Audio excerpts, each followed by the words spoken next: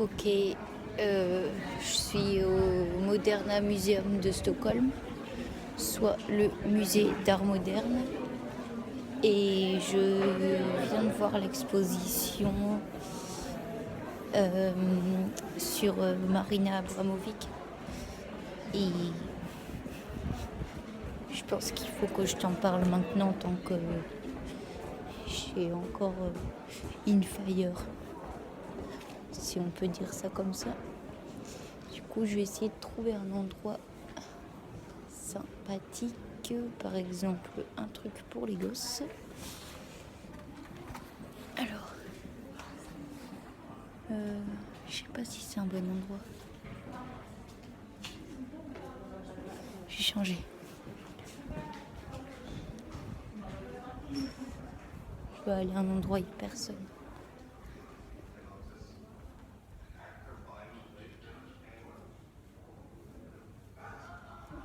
Bon, ça y est. Désolé, 1 minute 12 qui sert à rien. So.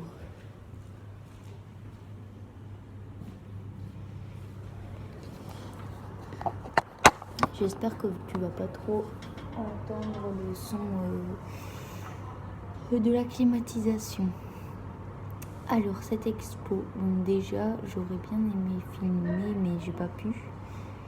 Et bon, c'est pas grave, mais c'est la première fois que je vois son travail dans une expo. Parce que je pense que c'est un peu la seule façon en fait de se rendre vraiment compte de son boulot et de prendre connaissance de ce qu'elle fait.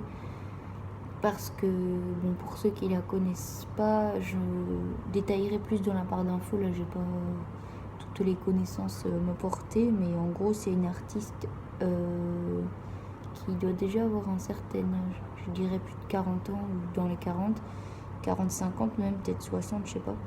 Qui fait de la performance, qui fait pratiquement que ça d'ailleurs. Et du coup,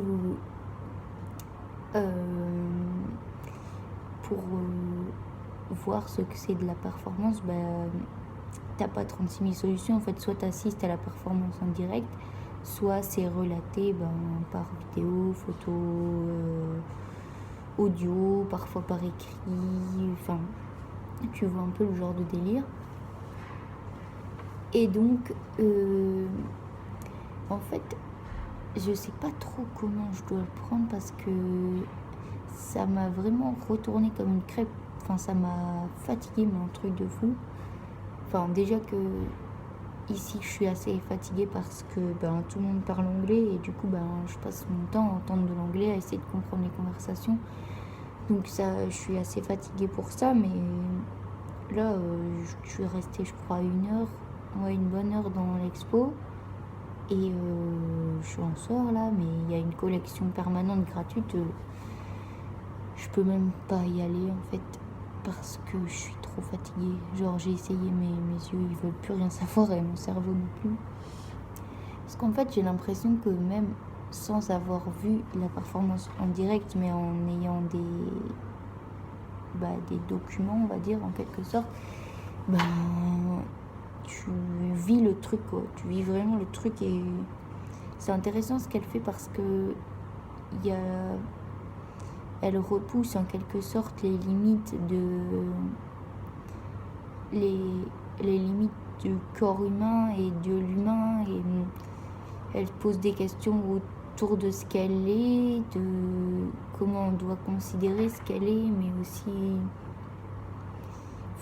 par exemple je vais donner des exemples, ce sera plus facile, mais tu as une performance où en gros elle se trouve dans un lieu ouvert au public et il y a une table avec je sais plus combien d'objets, dont des objets dangereux comme des couteaux, des fusils, il y a aussi des marqueurs, de la nourriture, tout ça. Et pendant je crois 3 heures ou 6 heures, elle reste là et les gens en fait ils peuvent faire usage de tous les objets sur elle. Donc aussi en gros ça veut dire que s'il y a quelqu'un qui veut la planter, il peut.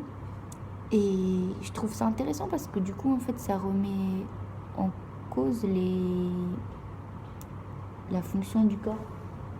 Alors là, en fait, c'est comme si son corps, en fait, devenait un objet. Elle donnait libre accès à tous d'en faire ce qu'ils en veulent, tu vois. Enfin, je sais pas si je parle très bien, mais tu vas comprendre. Et après, il y a une de ses performances les plus connues qu'elle a fait lors de sa rétrospective au MoMA en 2010, si je me trompe pas. Le MoMA, c'est à New York, si tu sais pas.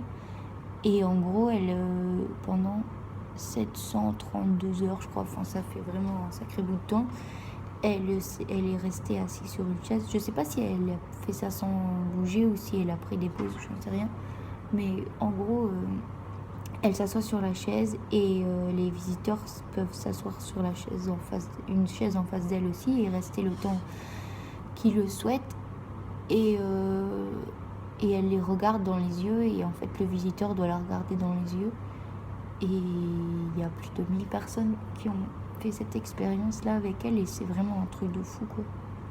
C'est un truc de dingue parce que du coup là on pouvait constater de l'expérience, enfin de la performance grâce à des vidéos qu'il a filmées elle et qui filmaient aussi les visiteurs. Et en fait c'est ouf, quoi. Enfin, c'est un truc de fou parce que tu vois les yeux des gens et t'as des hommes, t'as des femmes, t'as des enfants et en fait ils sont la plupart, enfin beaucoup plus les femmes quand même, sont hyper touchées et tu vois qu'elles pleurent et parfois tu vois les gens qui sont gênés aussi qui détournent leur regard. Enfin c'est marrant parce que comme tu peux constater de l'entièreté de la performance et du coup la durée complète de l'expérience que les gens ont vécue, tu te rends compte que au début ils ont une certaine attitude qu'ils n'ont plus à la fin et en fait c'est eux qui décident de mettre fin à la performance. Enfin, ils arrivent quand ils veulent et ils repartent quand ils veulent. En fait c'est un peu difficile à expliquer son travail parce que je le connais pas bien en fait. Au final on en a beaucoup parlé mais je le connais pas bien mais voir une expo comme ça c'est intéressant et je pense que c'était important dans mon cheminement de bébé artiste parce que en fait c'est une autre façon d'exposer et c'est une autre forme d'art qu'on connaît mal ou pour lequel on a beaucoup de préjugés. Et du coup, voilà, c'est spécial. Spécial. Puis, je trouve que ce qui est cool, c'est que du coup, à chaque fois, c'est de l'art vivant et tu peux avoir une interaction. Enfin, quand je dis interaction, c'est pas spécialement entre humain et humain, mais elle a toujours une interaction avec quelque chose. Et ça change, en fait, c'est différent. Du coup, voilà. Je t'ai fait un petit débrief. Je sais pas si ça va donner quelque chose, si tu vas comprendre. Si je peux poster la vidéo tout de suite, je vais le faire. Et si pas, et du coup, à mon avis, la description ne sera pas complète. Donc, si tu veux en savoir plus sur l'artiste, fais tes petites recherches personnelles. Et si pas, je t'aurais mis tout ce qu'il faut. Enfin, ce que je pense nécessaire dans la barre d'infos. Voilà. Bisous Michel, bisous de Stockholm du coup. On se retrouve bientôt. Bye. Oh.